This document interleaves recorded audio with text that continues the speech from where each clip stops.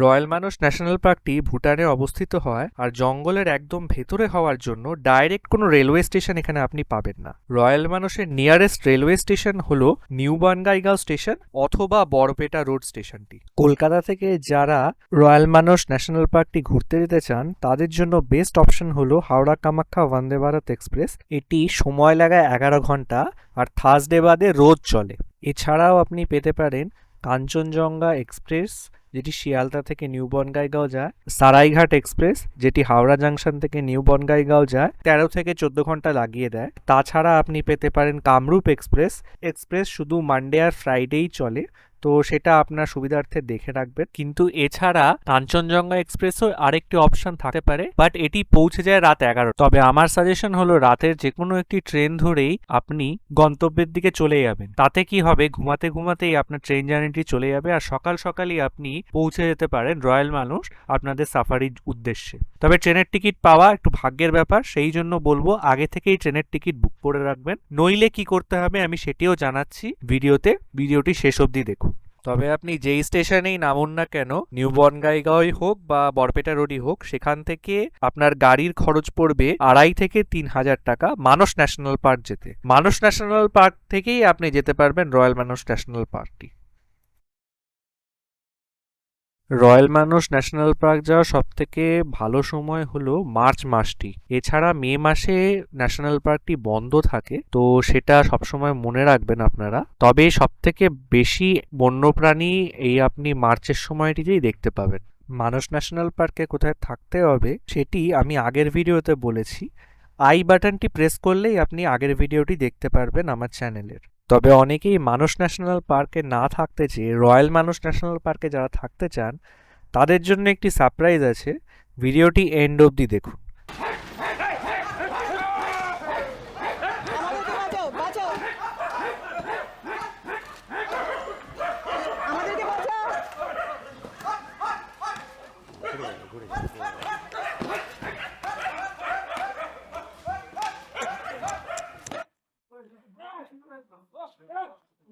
আসলে আমাদেরকে গন্ডার তাড়া করেছিল।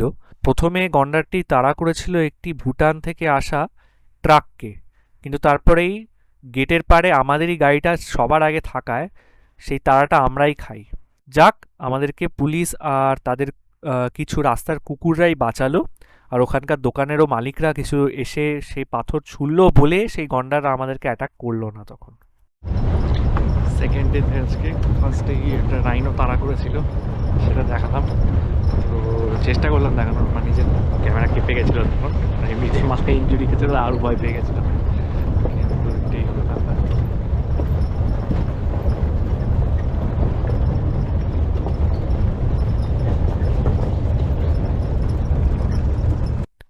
হঠাৎই আমরা হোয়াইট ব্রেস্টেড কিংফিশারকে ব্রেকফাস্ট করতে দেখলাম। এত সুন্দরভাবে সে মাছটিকে টস করে খেতে থাকলো যে কি বলবো।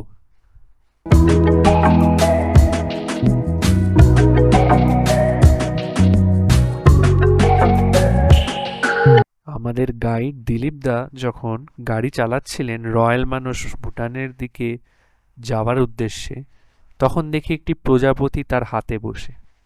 শুনেছি এটি নাকি গুড লাকের সিম্বল। দেখতে দেখতে আমরা পৌঁছে গেলাম অলমোস্ট মাথানগুড়িতে। মাথানগুড়ি হলো মানস ন্যাশনাল পার্কের শেষ সীমান্ত।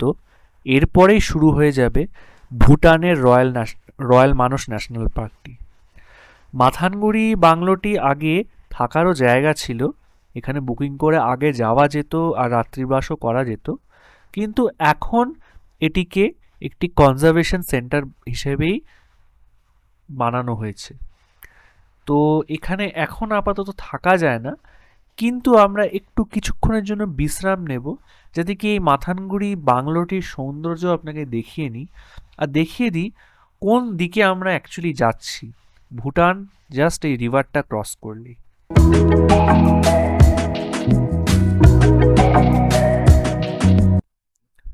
তো আমরা এখন আছি মাথানগুড়ি বাংলোতে। মাথানগুড়ি বাংলোটি বহু পুরনো একটি হেরিটেজ প্রপার্টি, যেটিকে এখন কনজারভেশন সেন্টারে বানানো হয়েছে। 127 ইয়ার্সেরও পুরনো এই বাংলোটি, সেটিতে হোস্ট করেছিল কিন্তু আমাদের ভারতের প্রথম প্রধানমন্ত্রী জওহরলাল নেহেরু সাহেবকেও। কিন্তু তারপরে এটিকে খুবই রিসেন্টলি এটাকে মিউজিয়াম কনভার্সনে করা হয়েছে। অবভিয়াসলি যে বাংলোটিতে আমি আছি সেটার কিন্তু আপার অ্যান্ড লোয়ার বাংলো আছে। আপাতত আমি বুঝতে পারছেন না হয়তো, বাট আমি হেঁটে দেখাচ্ছি সেই জন্যই। হ্যাঁ, তো যেটা হচ্ছে যে সেই বাংলোর কিন্তু বেসিক ফেসিলিটি সবই সেমই ছিল। এখন আপাতত এটা করা হয়েছে এই কারণেই যাতে কি ভুটান আর ইন্ডো ভুটান বর্ডারটাকে আরও ভালো করে বোঝা যায়, মানস ন্যাশনাল পার্কের সম্মুখে বোঝা যায়। কনজারভেশন সেন্টার যেটাকে বানানো হয়েছে সেটির কিন্তু এন্ট্রি পুরো ফ্রি, আপনারা কিন্তু দেখতেই পারেন। তো বাবা মা তিনজনেই আছে, দেখতেই পাচ্ছেন আমার সঙ্গে। তো এটা হলো আমার পেছনে, এটাই হলো কিন্তু বেকি রিভার, যেটি মানসের আরেকটা ট্রিবিউটারি। এই রিভারটা পার করলেই আপনি কিন্তু ভুটান পেয়ে যাচ্ছেন।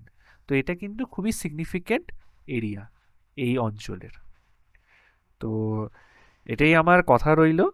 আর মজার বিষয় হলো এখানে কিন্তু আগে থেকেই বুকিং করে নেবেন যদি কিছু খেতে হয়। মোস্টলি এখানে স্ন্যাক্স আপনি পেয়ে যাবেন, যেমন চা এরকম। বাট খাবার যেটা আপনি লাঞ্চ করতে চান সেটা কিন্তু ওই পারে মানে ভুটানে রয়্যাল মানুষে গিয়েই করবেন আপনারা।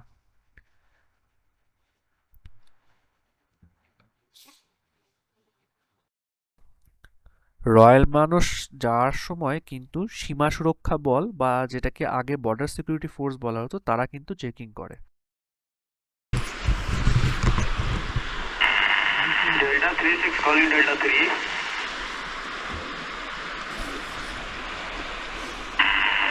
Delta 33 calling Delta 3.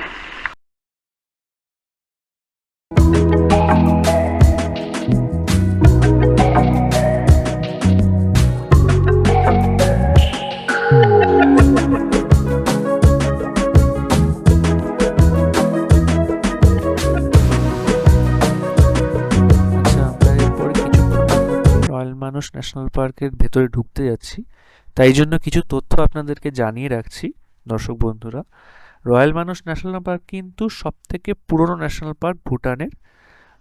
ভুটানের এটি 1966 সালে ওয়াইল্ড লাইফ স্যাংচুরি হিসেবে ঘোষিত হয়েছিল, কিন্তু 1993 সালে এটি ন্যাশনাল পার্ক স্বঘোষিত হয়।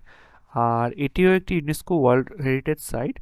এখানে খুব ফেমাস হর্নবিল পাওয়া যায়, আর এশিয়াটিক ওয়াটার বাফেলো পাওয়া যায়, আরও নানান রকমের 65 রকমের ম্যামলস পাওয়া যায়, আর প্রায় 450-র উপরে বার্ডস। এরপরে আপনাদেরকে একটি 400 টাকার টিকিট কেটে তারপরে রয়্যাল মানস ন্যাশনাল পার্কে ঢুকতে হবে। এরপর আপনাদেরকে আইডি কার্ড যেমন আধার কার্ড বা ভোটার কার্ডটাকে জমা করতে হবে পাংমাং বলে একটি জায়গাতে। এই জায়গাটাতে হচ্ছে পাংমাং, সেখানে আপনার জমা রাখবে। যতক্ষণ পর্যন্ত আপনারা বেরোবেন না ততক্ষণ পর্যন্ত আপনার আইডি কার্ডসগুলো ওখানেই জমা থাকবে। ভুটান ঘুরে আসুন, তারপরে আপনি পেয়ে যাবেন।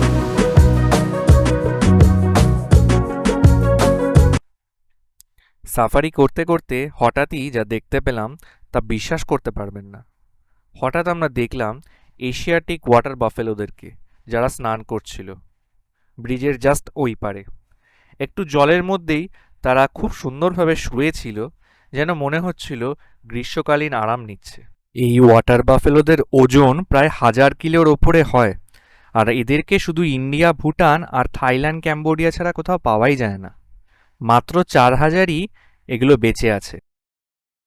আমাদের সাফারি জঙ্গলের পথে চলতে চলতে হঠাৎই একটা জিনিস দেখালো, সেটি হলো খুবই রেয়ার বার্কিং ডিয়ার এই ভুটানের পথে। বার্কিং ডিয়ারদেরকে মুনজ্যাক্সও বলা হয়।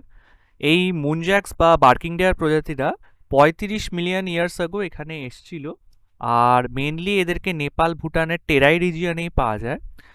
বিপদে পড়লে এই মুনজ্যাক্সরা এক রকমের কুকুরের মতন বার্কিং সাউন্ড করে অ্যাজ অ্যান অ্যালার্ম কল, যাতে কি তারা প্রাণীদের থেকে বাঁচতে পারে। এরা একটু শাই হয়।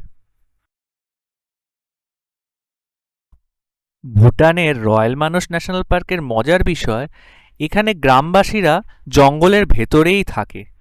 ইভিন আমরা বসতি ছাড়াও স্কুল আর ইভিন পেট্রোল পাম্পও দেখতে পেয়েছি এই মানস ন্যাশনাল পার্ক জঙ্গলের মধ্যেই। যেন মনে হয় প্রকৃতির মধ্যেই মানুষ আদিমভাবে বেঁচে আছে।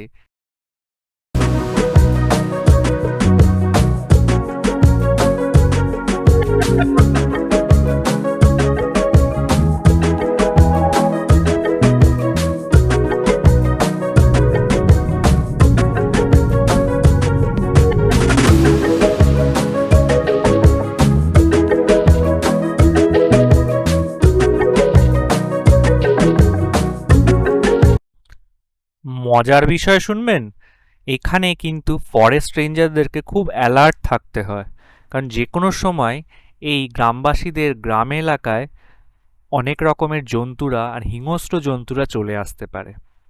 ইভিন সেই জন্য এখানে ফরেস্ট রেঞ্জারদের সঙ্গে হাতিরাও থাকে, তাদেরকেও ফরেস্ট রেঞ্জারদের মতনই ট্রিট করা হয়।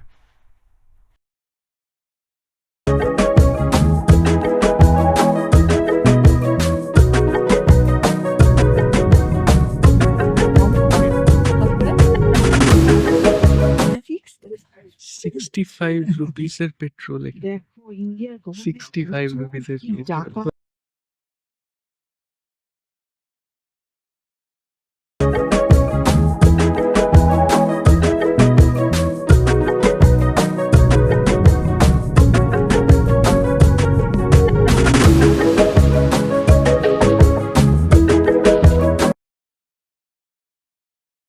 যারা ভুটানে থাকতে চান রয়্যাল মানস ন্যাশনাল পার্কে, তাদের জন্য স্টে অপশন ভালো হলো ম্যারাংদাক জঙ্গল লজ।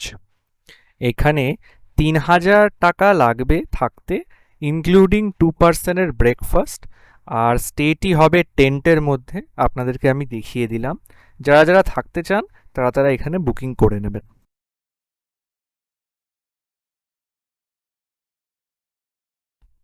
আপনারা অথেন্টিক ভুটানিজ মিলও ট্রাই করতে পারেন তাদের রেস্টুরেন্টে।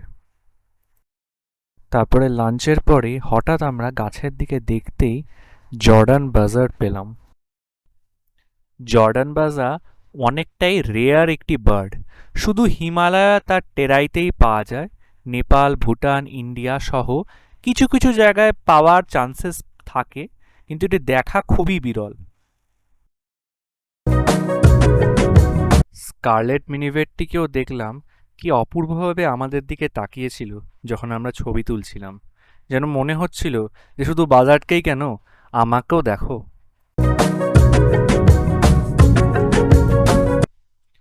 আবার আমরা সাফারিতে বেরিয়ে পড়লাম, কিন্তু তারপরেই সাফারির মধ্যে হঠাৎ আমরা একটি ইন্টারেস্টিং জিনিস দেখতে পেলাম। কি দেখতে পেলাম সেটাই দেখাবো এবার। আমরা দেখতে পেলাম কালিজ ফিজেন্ট মেল আর ফিমেল দুজনকে একসঙ্গে।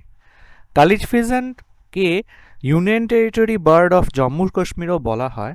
এটি শুধু হিমালয়ের টেরেন্সেই পাওয়া যায়, আর সবথেকে মজার বিষয় হলো আমরা একসঙ্গেই দুটোকে দেখতে পেলাম, যেটি খুব রেয়ার সাইট। যদিও বা IUCN দ্বারা এটি লিস্ট কনসার্ন স্টেটাসে আছে, কিন্তু এটার সাইটিং খুবই রেয়ার, কারণ এরা মানুষের কাছাকাছি আসতে চায় না। কি সুন্দর পাখিটি সেটা দেখুন।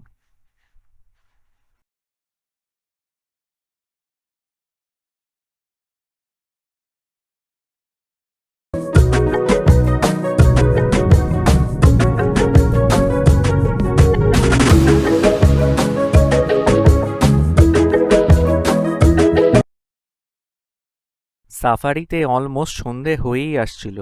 আমরা ভেবেছিলাম যে না, এবার আর হর্নবিল পেলাম না। আমাদের সঙ্গেই বসে বসে কিছু ভালনারেবল ক্যাপড লাঙ্গুর ওয়েট করতে থাকলো। ক্যাট লাঙ্গুররা কিন্তু ভালনারেবল স্পিসিস, আর তাদেরকে শুধু নর্থ ইস্ট ইন্ডিয়াতেই পাওয়া যায়।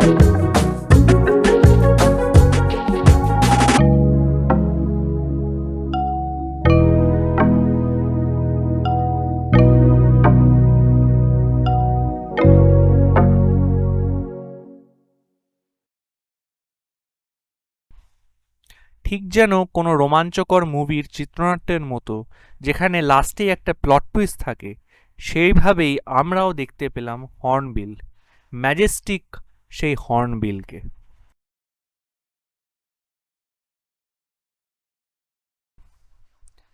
আমরা দেখতে পেলাম গ্রেট হর্নবিলকে। গ্রেট হর্নবিল কিন্তু ভারতবর্ষের দুটো রাজ্যের জাতীয় পাখি, যেটি হলো কেরালা আর তার সঙ্গে অরুণাচল প্রদেশ। এছাড়াও আমরা হর্নবিলকে নানান গল্প কবিতায় দেখতে পাই, যেমন কি লায়ন কিং একটি বাচ্চাদের সিনেমা, সেখানে জাজু ক্যারেক্টারটা সেই হর্নবিলের উপরেই। IUCN অনুযায়ী এটি এখন ভালনারেবল স্ট্যাটাসে আছে, তাই এটির সংরক্ষণ এখনো খুব ভালোভাবেই চলছে।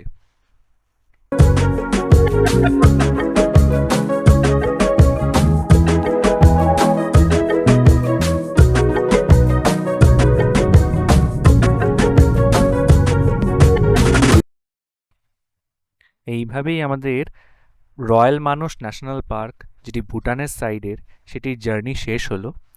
আপনাদেরকে অনুরোধ রইল, প্লিজ আমার ভিডিওটিকে লাইক করবেন, শেয়ারও করবেন, আর সাবস্ক্রাইবও করুন আমার চ্যানেলটিকে। আর সবসময় আমি বলে রাখি যে আমার আগের ভিডিওটাও একটু দেখবেন, সেটিতে মানস ন্যাশনাল পার্কের ব্যাপারে বলা আছে, যেটি ইন্ডিয়ার সাইডে। আর অ্যাজ অলওয়েজ থ্যাংক ইউ সব্বাইকে।